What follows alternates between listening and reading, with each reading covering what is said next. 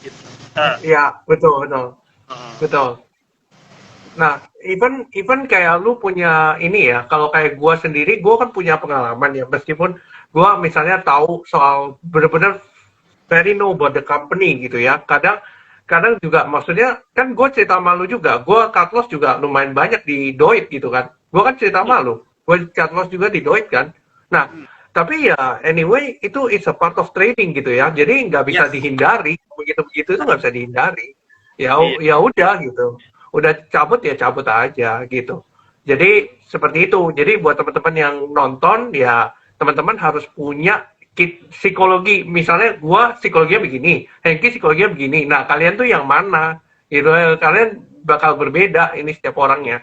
Gitu sih. Jadi itu buat teman-teman. Harus Oke. self lah ya mungkin ya. Betul, betul. Harus harus tahu lah.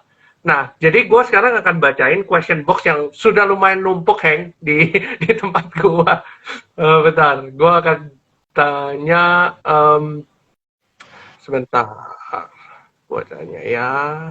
Oh mungkin ini Oh, ini. yang punya Kak contoh, ada satu influencer suka ngomong, tuh kan film sampai 1.000 dulu saya kasih target 1.000 gitu ya kan. Saya yakin dia kaget gitu, dia aja nggak pegang gitu ya kan. Iya, iya benar. Dia pasti kaget, anjir 1.000 tahu-tahu waktu itu gua hold, dia pasti bilang kayak gitu. Nah, Iya, karena betul. iya, tapi mostly ya saham dia ya, apa ya, saya lupa sih sahamnya apa lagi. Bapak ya naik-naik lagi, tapi bisa kelihatan bukan dia. Terus apalagi ya? Apalagi ya? Saya lupa deh. Yang penting saham yang dia main semua ya mayoritas ya down gitu. Cuman emang lah biasa. Aku nggak salahin dia karena dia tugasnya influencer. Nggak mungkin dia ngomong saham-saham lain dia yang jatuh gitu. Tapi kan maksudnya kita harus objektif lah. Karena sampai sekarang mungkin masih banyak juga yang chat gitu. Wih beneran film sampai 1.000 gitu. Eh, Hmm. gitu ya himself juga kaget gitu loh 1.000 gitu tahu-tahu skip gitu cuman kan dia nggak tahu juga gitu cuman perbandingannya 1 banding 10 lah ya jadi 10-nya itu mayoritas down jadi itu yang membuktikan kita kadang cut loss emang naik tapi mostly yang kita yang ya, gorengan yang khususnya ya gitu eh, lebih down lagi atau bakal gocap gitu Iya, gitu mungkin betul. itu ya story-nya ya maksudnya objektif lah gitu. Iya, betul, betul. Terus ini, Heng, ini banyak juga yang di question box ya, terutama mengenai bid offer. Nah, gimana cara lu mengidentifikasi? Contoh ya, misalnya, oh ini orangnya akumulasi, atau ini orangnya distribusi. Secara sederhana aja, Heng. Gak usah terlalu detail, tapi basically Oh, sederhana aja.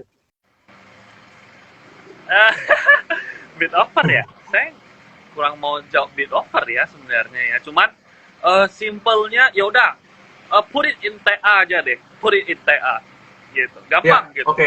put it in TA kamu buka cap 1 menit kamu lihat dia resistnya di sana dia nggak jebol-jebol terus udah itu udah ciri-ciri nggak kuat nah bid offernya gimana kalian latihan-latihan dilihat sendiri lah ya saya nggak akan mau jawab lagi tentang bid offer cuman simpelnya kamu lihat TA aja kayak gambar TA semua sebenarnya semua berkorelasi TA BDM bid offer cuman ya stylenya berbeda lebih manjur yang mana juga ya tergantung karakteristik cuman simpelnya kalau kamu lihat TA dia di resisten nggak jebol-jebol ya udah kamu siap-siap kalau Hmm, jebol break high sana ya kamu hajar gitu kamu masuk gitu nah bid offernya mungkin di charting aja mungkin kayak gitu ya, betul. ya maaf ya Itu ya. bukan bukan nggak mau udah komit lah nggak mau bahas Ya, of course, of course. Makanya makanya gua bilang seini lu aja, general lu aja. ya thank you Eh, ya, bentar. Gua akan ini ya. Oh, ini ada juga yang tanya gimana saham yang rame, definisi saham yang rame menurut lu itu gimana? Yang muncul di running trade terus atau gimana? Oke, kalau saham yang rame tentunya jangan yang spamming ya, gitu. Kayak ibaratkan gini deh, kamu tinggal di kampung, janganlah kamu tinggal di daerahmu gitu. Nah, satu hari kamu lagi jalan-jalan, kamu kesandung, kamu jatuh, dan ketika kamu jatuh, kamu lihat tanah, ih, ada emas gitu kan. Terus kamu korek lebih dalam lagi, wih emas. Terus kamu lihat ternyata, wah itu ada gunung, gunungnya emas gitu. Nah ketika gunungnya emas, apa yang kamu lakukan? Apakah kamu kasih tahu, tell all of your friends, all of your neighbors gitu kan, wah ini gunung emas, ini gunung emas? Ya logically ya enggak lah ya gitu. Kalau kamu waras ya gitu ya, ya terserah lah mau bilang apa ya, manusia ya emang egois gitu ya kan, mostly ya. Iya, iya. Bisa bisa dibilang ya enggak, kita ambil sendiri dulu gitu. Jadi kalau rame gimana pasti haki itu muncul di running thread, tapi jangan yang HK spamming. Jadi kalau misalnya dia Ya, spamming ya gitu ya, artinya apa? Artinya kan alay gitu, norak gitu. Ya ya mostly ya investasi bodong gitu ya kan, kayak iya, uh, iya, iya. murah banget gitu. Jadi ya Iya, iya. kayak gitu ya makin nggak bagus. Cuman kalau ramenya gimana, beneran dimakan, beneran nggak mencolok muncul spam satu terus, itu enggak gitu. Nah, jadi kayak gitu kalau ramenya gimana ya, ya kayak gitu deh, bukan yang spam. Ya, ya, bukan yang spamming. Basically, intinya kan muncul di running thread terus-terusan, tapi ya cuma ngiklan lah, ibaratnya ngiklan Ya, doang gitu. kayak Ibaratnya kalau di kita itu ngiklan namanya. kayak Gitu. pada jago gitu kan, ketika wah hari ini sausnya banyak banget ya yang profit dari Jarowaran ya gitu ya, banyak banget harusnya. Nah Hmm. itu kan kelihatan gitu, dia makanin terus, dia nggak spamming gitu, ya udah dia ambil aja. Kayak misalnya proses saya mungut emasnya ya, kalau tetangga lihat mereka mau mungut, ya udah mereka ikutan mungut, tapi kan saya nggak kasih tahu mereka gitu. Kalau spamming kan kayak ibaratkan toakin gitu, ada emas gitu, nah emasnya mau mesti Hmm. bohong, kalau mau ambil aja gitu, kayak gitu. Benar, benar. Kan sebenarnya di pasar saham ini kan itu kan. Sebenarnya kita harus pintar-pintar menganalisa lah. Basically, kalau misalnya banyak udah diomongin orang, nah itu udah Ya, mulai tuh. uh, Itu satu indikator lah. ya contoh kayak Bukalapak. Hmm. Nah Bukalapak aku udah buy dari pertama saya buy-nya nyangkut gitu. Eh, saya pertama buy 290-an nyangkut gitu ya kan. Bagus bagus, dia ngepam tapi 300-nya nggak kuat. Oke. Terus dia down gitu ke 280-an. Oh, saya masuk lagi. 270 masuk lagi, sideways di bawah saya masuk terus gitu kan. Masuk terus udah. Saya yakin nih bandarmologinya bagus dan segala macam. Saya masuk. Dia di bawah gitu, tapi ya saya siap cut loss kalau dia bentuk lower low. Terus kemudian beberapa hari ini ngepam, 10% per hari gitu kan. Ya saya singkat, tunggunya sih lumayan, cuman ya hasilnya lumayan juga, 30%, 28-an atau 30% gitu saya lupa.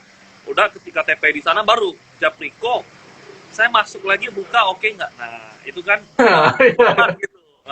Ketika semua udah ada ping, buka lapak terus keluar berita deh, buka lapak positif, labanya, buka lapak apa dinobatkan perusahaan terbagus gitu. Nah itu kan udah telat gitu.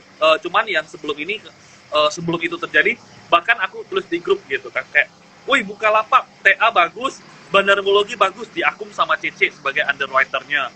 Terus aku bilang aku not a fundamentalis gitu, tapi aku bilang ini under value guys, karena tiba-tiba PER dan PBV-nya masuk, dia profit gitu sebelum ada beritanya. Jadi usahakan ya masuknya sebelum itu. Kalaupun udah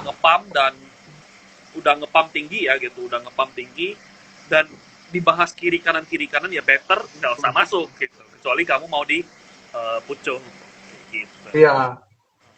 Gue mau nyapa Cialin dulu. Halo Cialin, halo. Aduh, woi kalau Oke. depan nih ada woi ada Cialin, Mbak Puput, halo. Halo, halo Mbak Puput Cialin. Eh, jadi memang gitu ya, Heng ya. Memang gue juga sendiri kan juga mengalami hal yang sama ya. Maksudnya sering banget kita belinya di bawah gitu ya. Kita beli di bawah, terus memang lagi akumulasi dan sebagainya gitu ya. Nah, habis itu sudah ngepump itu biasanya berita kan baru keluar dan orang-orang baru baru istilahnya, wih ini boleh beli nggak? Nah, akhirnya kan beli di pucuk kan kebanyakan. Kebanyakan gitu dan akhirnya ceritanya ketika sudah naik 10% baru tanya, boleh masuk apa enggak? Loh, kemarin-kemarin kemana? Gue bilang, Betul, ya. ya emang itulah siklusnya ya, kayak ketika aku TP lumayan pucuk dibuka gitu, aku TP kan, TP, terus ya longsor hari ini, kemarin langsung longsor kemarin, hari ini longsor lagi, terus bilang, wah Koheng ngeguyur gitu, dalam hatiku, ya orang, ya emang aku masuk berapa puluh miliar gitu bisa ngeguyur kan, enggak, nggak masuk akal gitu lah. Maksudnya ya emang udah sewajarnya kena resisten naiknya 30% Ya, dalam waktu singkat, ya wajar untuk koreksi gitu. Dan koreksinya dalam ARB ya, atau let's say apa gitu, ya wajar gitu. Walaupun ARB berhari-hari, ya wajar karena dia sekali pump 10% gitu. Dan ya, it's very common lah gitu. Apalagi ya kayak contoh juga itu mungkin ya seharusnya kita tahu sih terjadi dimanapun lah ya. Di kripto juga pas Shiba Inu hmm, gitu kan gugup dengan segala macam, Doge dari 0, jadi hampir $1 gitu. Ya ketika hmm. semua orang ramai ngebahas, ya itu hati-hati juga gitu. Nah, boleh masuk boleh, senang masuk rame boleh, itu justru yang kita masuk harus rame kalau nggak mau nunggu. Tapi resikonya Ya, ya damnya gede. Tapi untuk ngebatasi resikonya ya kamu harus kontrol dirimu gitu, dengan ya, stop loss. ya. Jadi begitu teman-teman. Jadi prinsipnya adalah sebenarnya gue punya prinsip gini sih. Memang kalau kadang itu orang-orang sudah terlalu optimis dengan satu saham itu, gue kayak, aduh, ini Iya, udah mulai tanda-tanda nih. Nah, kalau kalau orang terlalu pesimis sama saham itu, kadang ada yes, potensi di situ. yes. So, Nah, apa ya? Oh ya Bukalapak nih kalau yang kemarin aku TP gitu 30-an%. Apakah kenapa alasan saya TP gitu? Simple karena TA satu, kedua ya betul. waktu itu bid offernya nggak kuat. Terus bandarmologi gimana? Masih bagus banget. Bahkan aku mau koleksi gitu. Cuman karena Hmm, banyak yang bekicot buka gitu kan ya, saya nggak suka orang bekicot sahamku gitu loh, apalagi swing gitu. Jadi kalau ketika orang bekicot hmm. rame, udah aku buang dulu, nanti baru better collect lagi ketika mereka nggak bekicot lagi gitu. Betul. Jadi memang kita kita mainnya ini ya, mungkin hampir semua orang yang mungkin sudah berkecimpung lama gitu ya di dunia ini, di dunia saham itu memang cenderung diam-diam aja ketika dia ngumpulin gitu. Ketika dia Iya, sudah rame baru dia ikutan jualan gitu aja sih iya, simpelnya. Jadi pintar-pintar harus mengambil kesempatan gitu loh. Pintar-pintar harus menjeli gitu ya. Kadang kadang gini aja Heng, kadang gua kayak dulu orang BBYB gitu ya, orang baru lihatnya sekarang, gua ngelihatnya dari 900.000 gua masih kepala kosong. jauh. Iya makanya makanya karena ya memang ada akumulasi, ya memang ada akumulasi waktu itu, cuma kan teknikalnya masih jelek banget waktu itu, cuma gue coba doing restart lah basically, ya udah akhirnya kan jalan memang, tapi basically orang-orang kan baru sadarnya kan baru sekarang-sekarang ini. Nah tinggal kalian cari saham mana yang istilahnya diakumulasi tapi belum gerak signifikan, di saat itulah mungkin itu ada mutiara di situ Iya. gitu. Tapi ya eh, mungkin price yang nggak mau dibayar orang-orang adalah menunggu gitu, pengen cepat kaya Betul. gitu. Nah itu mungkin price-nya. Cuman kalau let's say eh, kadang aku tradingnya juga kalau misalnya aku tahu bagus gitu kan, aku udah plototin aja terus gitu, plototin aja terus. Karena aku tahu Hmm. bagus, tinggal eh, in the matter of time doang akan meledak kayak I don't know ya, kayak sometimes you kayak aku belum punya anak gitu lah ya. Contoh lah, saya kamu lihat keponakanmu gitu, kamu tahu wah ini orang ada bakat di olahraga A B C D E F G, ini ada bakat di Hmm. musik, oh tinggal tunggu aja, tinggal kamu latih aja, tinggal kamu liatin aja, kamu tahu itu. Sama kayak di trading saham, kamu kalau tahu, aku tahu Bukalapak itu bagus gitu, aku pede gitu, cuman ya emang nggak boleh over pede, makanya kita tunggu tunggu wah dia mau meledak gitu kan, meledak kita hajar, kita ikut gitu, karena kita bukan inisiator, kita nggak bisa bikin meledak, kita hanya bisa tunggu ketika dia meledak gitu.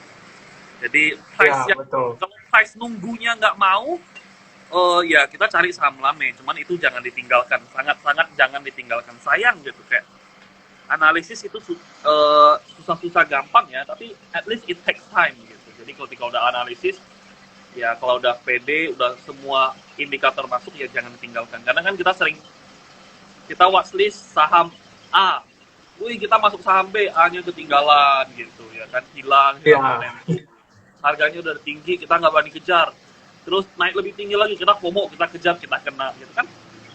Nyesek gitu loh, kayak kita tahu itu bagus, kita yang kena di saham itu hmm, gitu. betul. Karena sebenarnya ya memang ini ya, lu misalnya tahu nih ada yang akumulasi di saham ini, cuma kan lu nggak pernah tahu dia mau gerak kapan. That's the Iya. point kan. Kalau untuk mau Eh, tahu gerak kapan itu bid offer. Itu ya, bid bid over offer. kalau mau tahu. Kalau mau Iya, tahu kalau bid over. kalau mau tahu mungkin nanti bisa ke Jakarta. Nah, itu Kalau promosi. itu ya dari teman-teman ya. Kalau yang mau tahu tuh bid over tuh kalau mau tahu gitu. Heeh. Nah, oke. Oh ini Heng, ada yang tanya soal ini. Tadi kan lu ada bahas soal alarm. Lu ada bahas soal alarm. Nah, maksudnya alarm itu apakah lu lihat dari volumenya meledak atau alarm apa tuh?